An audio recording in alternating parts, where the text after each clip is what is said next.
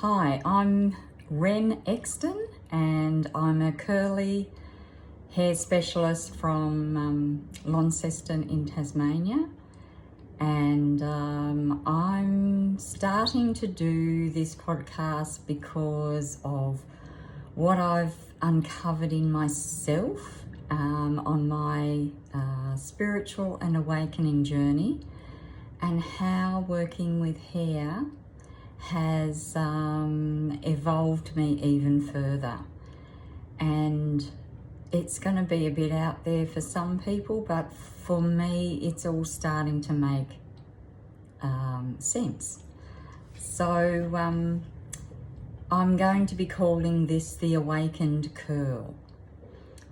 Now, the reasoning why I think this is important to get out there for anybody else that's going through an awakening experience at the moment is that we've all got a little spark of something inside of us that keeps nudging away until, and I felt that nudging away until I learnt to do like some inspired spirit coaching. I did that for a while, and while I was doing that, my hairdressing business started to go in a different direction, and that direction was with textured and curly hair, just from a client of mine's friend who asked me if I did curly hair.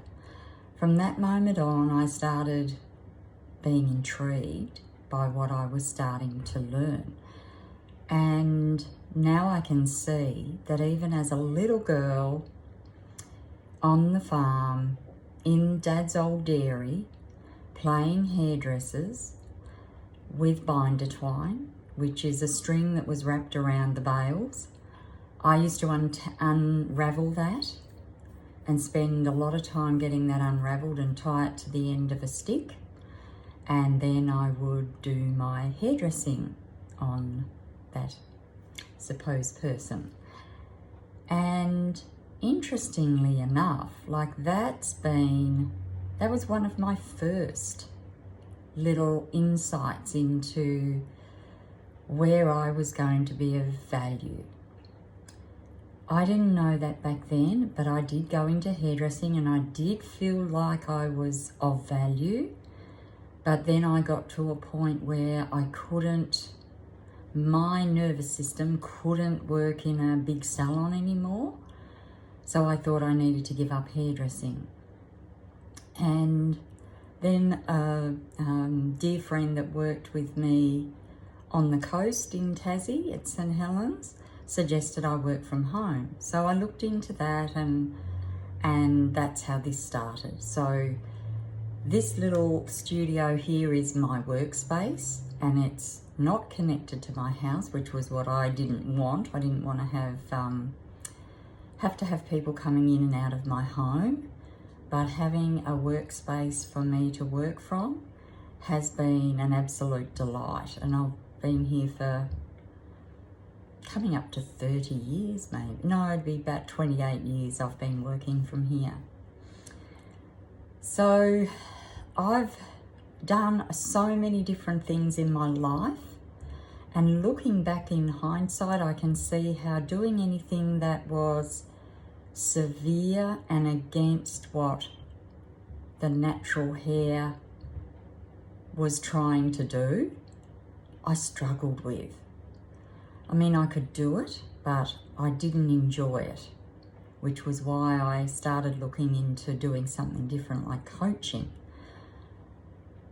But then now what I can see is the coaching has set me up for helping people that have gone through, we don't even realize it, but there's little traumas that come from our hair not being like everybody else's hair, or our hair not staying the way we want it to stay when we go into something special. I don't know how many times I've got my hair right and then got out and then thought, no.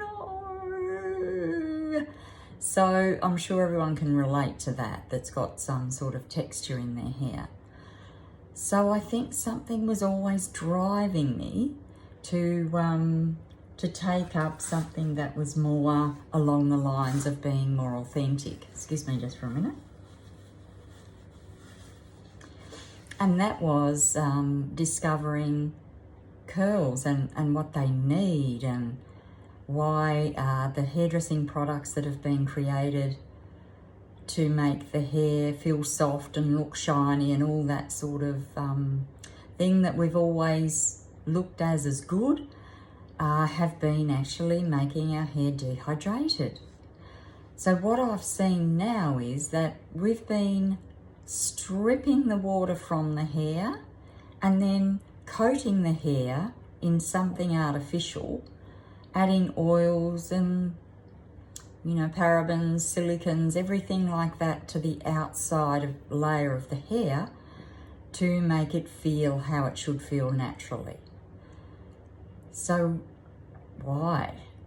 And then what I also noticed is dehydrated hair gets so dry that on the ends it literally forces itself open because it really needs the water inside it.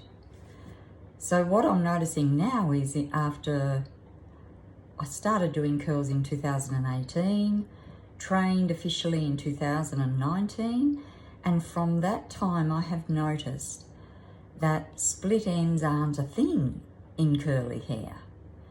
The hair gets dry and the hair gets old and the hair gets it's more wanting to attach itself to the next door neighbour hair. So it becomes more brittle, but it doesn't necessarily split. And that's with having, like a 6-monthly trim, or for some, a 12-monthly trim. Amazing. Because hairdressing, we've been, pretty much having people come every 6 to 8 weeks, sometimes 12, for their trims. Now I can see what the water that's locked into the hair by using natural-based products is what keeps the hair strong, it makes it grow quickly, and it gives it like suppleness. And so incredible. Everything that I'm doing at the moment is opening me up to the awareness that our hair is trying to teach us, the awareness that water is teaching us, and the awareness of like the curl of the fern that is also, like that is what I have on my logo. I have the fern leaf and then the curl of the fern frond opening up. And there's no accident that that's there as well, because the fern is the most evolved plant life consciousness on the planet, which is, I've only just discovered that in the last little while.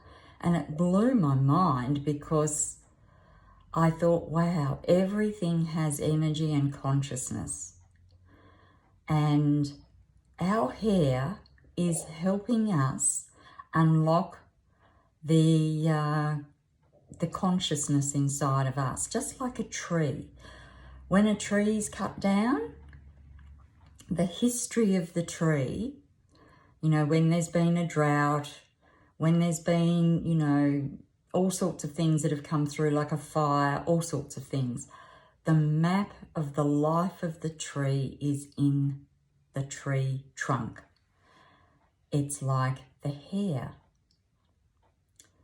So our hair literally can tell us what our body's struggling with, what we're lacking. And I discovered this by losing hair, going through a really stressful time when I couldn't get to my son's wedding. I lost a patch of hair here and sent my hair off to be analysed. And it came back with very high toxicity levels of heavy metals. And because I've had a car accident, lots of dental work, a lot of metal placed in my body to hold things together, I assume that that's where most of this heavy metal has come from. So since then, I have been able to go on a cleansing toxic waste from my body by juicing and adding all different things that this naturopath where I sent my patch of hair to has advised me to do. And I have been super well since then. And it's got me really intrigued, as you can see. It's sort of like everything, all the roads lead to Rome, basically. And Rome for me is hair. And the hair and the awakening of the consciousness of the planet, that's my gift in this my little gift. Like I'm just a little grain of sand in this gift of awakening. And what I'm noticing with people that I'm doing now is there's something that changes inside of them when I can show them what their hair would like to do compared to what they're trying to force it to do. When they see themselves for the first time with hair that as it wants to be, there's this glint in their eye, this smile on their face, this registering of knowing that they are coming home to themselves in that moment. It's so inspiring, and I get covered in goosebumps doing this work every day. And not everyone gets that same feeling, but it depends where you are in your evolution of wanting to be, wanting to get to the source of you. And some people are still trying to pretend they're something else or try to be something else because that's how, you know, all this social media and whatnot have been sort of igniting inside of us that we're not good enough the way we are. So my thing is, yes, we are. We're actually the best we can ever be when we own our authentic self. And that means, you know, your hair color changes as you grow. Like if you're trying to have your hair like it was when you were 15, it's going to look separate from you. If you're, and I'm not saying don't have all the beautiful colors of the rainbow if that's your thing. But for people that are wanting to grow into their gorgeousness, and I really see that now, like I see that so, that's what I see first now, is the gorgeousness of what nature provides for us. And I don't think, you know, there's any real need unless you want to be out there in some way, you know, creating, look at me, I'm so different. Whereas I think there's something really subtle and unique and organic and pure about the beauty that comes from within. And of course, everybody knows that I wrote my first book called Love, Truth and Beauty, and there's me with hair that was probably far too straight for me and also far too blonde. I can see that now, and I mean, she didn't know that back then. That was back in 2016. And now I've got this urge to write my next book, and my next book will be it's bubbling up inside of me now with all this everyday amazement with nature, with magic, with synchronicity, with little messages, with animals giving me messages, with people coming along and saying just that one thing I need to hear, and like it's all just this magic tapestry of life that now I get to be like a little contributor to the tapestry of life, as we all do. And I've been of the opinion that I've wanted to help people get to where I felt like I was. now I see that's not what's needed. What's needed is for you to find that for you. And I feel really grateful and happy that everything that I've done over the years of my life have led me to feeling this this magic that's sort of like this unfolding of a lotus flower, or the frond of a beautiful fern that's curling open, you know, like that's what I feel like I'm contributing to the world now. So that's what this little podcast is about. So it's sort of about curly hair. It's sort of about awakening to our best selves and our what our main reason for being on this planet at this time is. And I feel like there's a little key that I'm unlocking here in the hair of people that are choosing to embrace who they really are. So until my next post, I'm not sure where this is going to go. I'd love to do some interviews with people that are on a similar path. I'd love some feedback on what you've got for yourself, maybe from wearing your hair more natural and embracing it. And I'm also, you know, very aware that I've done people that haven't been ready to have their curls be their main, you know, guidance of who they are in some ways. And that's because they're where they are. Like, everyone's on their own path. So I'm not trying to say that unless you've got curly hair and you wear it curly, you're not going to, you know, understand. It's just what I'm understanding at this moment is profound for me. It's like so profound. And, you know, it's connected to my love of nature, how I know I need to go to the bush or the sea or the riverside as much as possible, because that's where I get my, that's where I get my nervous system brought back to a more regular state. And it also, I don't know, feeds me the codes of what's next in my life. So how beautiful is that? It's beautiful for me anyway. It might be bizarre for other people, and that's totally fine. But please, if you're not interested in this, just don't listen to it. But if you are, I'd love to hear from you. Till next time.